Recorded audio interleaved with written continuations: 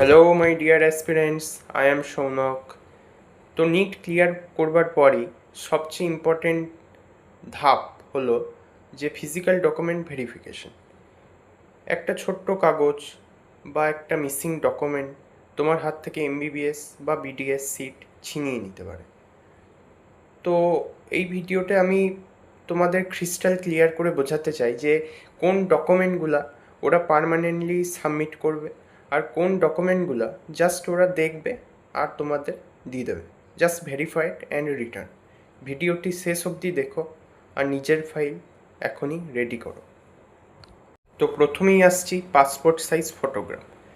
তোমরা নিটের সময় যে নিট অ্যাপ্লিকেশন ভরার সময় যে পাসপোর্ট সাইজ ফটোগ্রাফগুলো বানিয়েছিলে সেটার কম করে 8 থেকে 10টা জেরক্স বানিয়ে নেবে। তার মধ্যে 4 থেকে 5টা ওরা নিজের কাছে জমা নেবে। তো বানিয়ে নিও এক্সেসে 8 থেকে 10 মিনিমাম। এরপর আসি মেডিকেল ফিটনেস সার্টিফিকেট, খুব জরুরি। WBMCCর যে প্রফর্মা সেটা মেনে একটা নির্দিষ্ট এমবিবিএস বা এমডি ডাক্তারের কাছে সার্টিফিকেটটা করিয়ে নিও। সার্টিফিকেটে ব্লাড গ্রুপ এসব হেনাতেনা সবই থাকবে, যে হাইট, ওয়েট, তারপরে আরও যে কোনো ফিজিক্যাল ডিসঅর্ডার বা ওরাও দেখে নেবে, যে নিউরাল বা অন্য কোনো চোখ চোখ সংক্রান্ত পাওয়ার টেস্ট তো করিয়েই রেখো। আর মনে রাখবে রেজিস্টার্ড হতে হবে, ঠিক আছে? এমনি কোনো ডাক্তার হলে হবে না, এমবিবিএস বা এমডি ডাক্তারের কাছে করিয়ে নেবে। এরপর আসি সেলফ অ্যাটেস্টেড ফটোকপিস। তো যেগুলো তোমাদের অরিজিনাল সার্টিফিকেট, যেমন ধরো মাধ্যমিকের অ্যাডমিট হয়ে গেল, উচ্চ মাধ্যমিকের মার্কশিট, তারপরে অ্যাডমিট, নিটের অ্যাডমিট বা তোমার ধরো আধার, এগুলো জেরক্স অবশ্যই করিয়ে রাখবে। আর ঢুকবার সময় ভেরিফিকেশানে ইয়েতে ঢুকবার সময় তার আগেই তুমি সেলফ অ্যাটেস্টেড মানে নিচে তুমি সিগনেচার করে দেবে। তো এটা হয়ে গেল।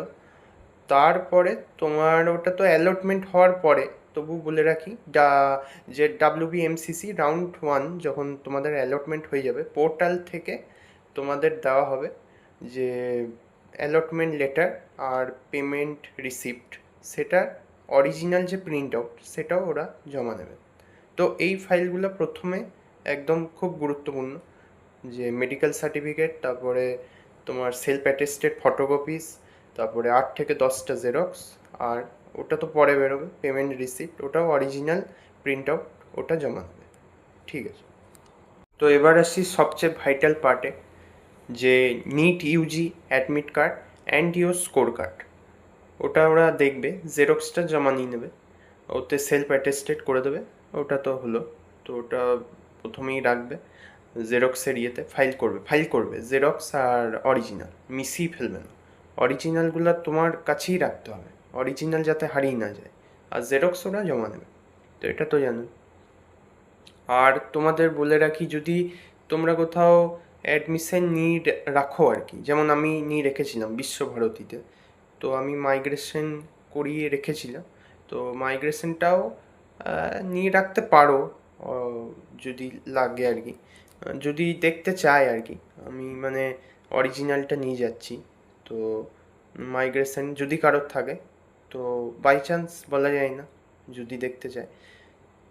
আর ক্লাস 12 ওগুলো তো হলো। তো এবার যেটা তোমাদের বলার, যে স্টেট কোটা মানে কি বলো তো? ওয়েস্ট বেঙ্গলের 85% অ্যাডভান্টেজ। তো তুমি সেটা এমনি তো পাবে না, তোমাকে ডোমিসাইল করাতে হবে, তোমাকে 10 বছর বাসিন্দা, স্থায়ী বাসিন্দা, পার্মানেন্ট রেসিডেন্টস। তো সেটা করাবার জন্য ডোমিসাইল করাতে হবে তোমাদের। তো এই ডোমিসাইলটা খুব ইম্পর্টেন্ট, এটাতে মানে কিছু হেরফের করা যাবে না, কিছুতেই করা যায় না, এটা তো আরও ইম্পর্টেন্ট, পাবেই না স্টেট কোটার। ডোমিসাইল 3 ধরনের। ডোমিসাইল যেটা proforma A1, proforma A2 and proforma B. Proforma A2টা মেনলি ফ্রেশারদের জন্য।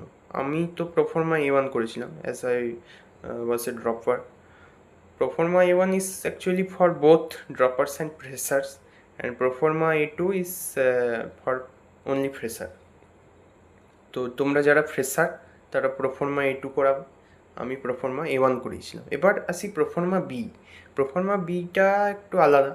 যাদের বাবা মা, তোমাদের যে প্যারেন্টস, তারা যদি ওয়েস্ট বেঙ্গলে থাকে, তো তাদের অবশ্যই আধার কার্ড, আইডেন্টিটি কার্ড যেটা, সেটা কিন্তু রাখতে হবে। যে 10 বছরের বা 10 বছর, 10 বছরটা ওই 25 সাল থেকে 31/12/2025 লেখাই আছে, নিশ্চয়ই দেখেছো। তো ওটা করাবে কিন্তু, হ্যাঁ। তো তোমরা হয়তো অন্য স্টেটে থাকবে, অন্য স্টেটে রয়েছো, কিন্তু বাবা মা আছে, বা উল্টোটাও হতে পারে। তো দুটো কেসই প্রোফর্মা বি। তো এই ডোমিসাইল তোমরা এসটিও, বিডিও বা ডিএম, ডেপুটি ম্যাজিস্ট্রেট বা ডিস্ট্রিক্ট ম্যাজিস্ট্রেট, যে কোনো জায়গায় করাতে পারো। তো আমি তো এমনি এসটিওরই করেছি, এসটিও। তো আমি তো ওইটাই দেবো। এবার যদি কেউ ভাবো বিডিও করাবো, বিডিও করাতে পারো, কিন্তু ওটা রেসিডেন্সিয়াল হয়ে যাবে, তখন আর ডোমিসাইল থাকবে না। ডোমিসাইল একমাত্র এসটিওই করতে পারে, আর বাকি তো বিডিও করবে। আর বিডিও, ডিএম মানে ডেপুটি ম্যাজিস্ট্রেট, এসটিও, তার ওপর ডিস্ট্রিক্ট ম্যাজিস্ট্রেট। তো এই 4জন করতে পারে। তো দেখবে যেটা সুবিধা, বিডিও করাতে পারো, এসটিও করাতে পারো।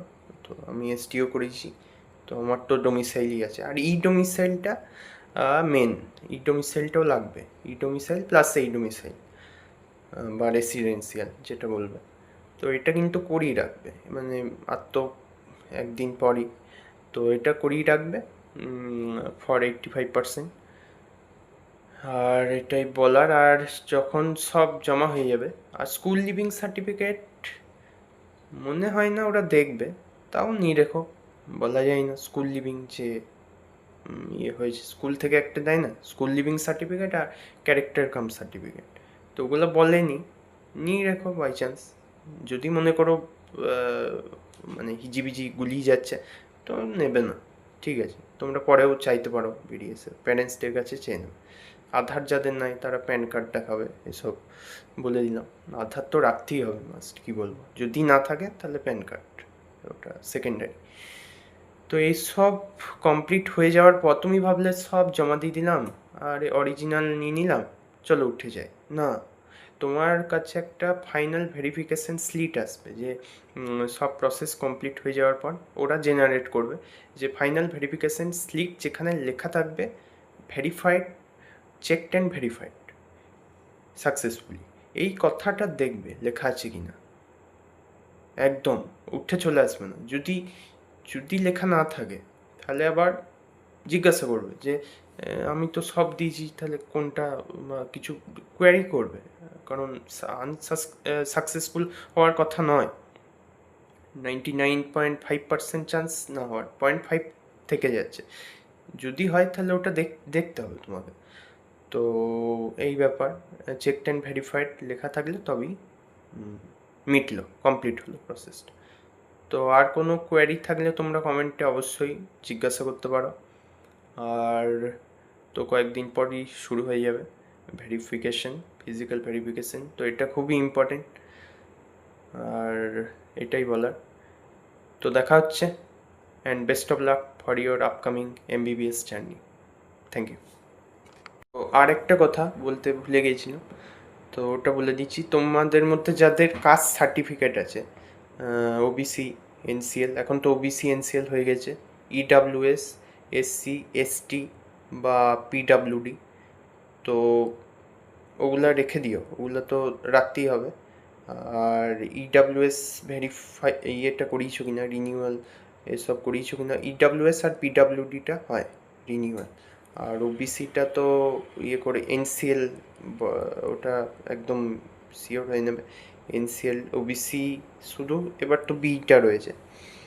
আর পিডাব্লিউডি তোমাকে দেখাতে হবে যে health, it must be sign by, যেটা বললাম, রেজিস্টার্ড এমবিবিএস বা এমডি। ঠিক আছে, এটাই বলেছি। Thank you.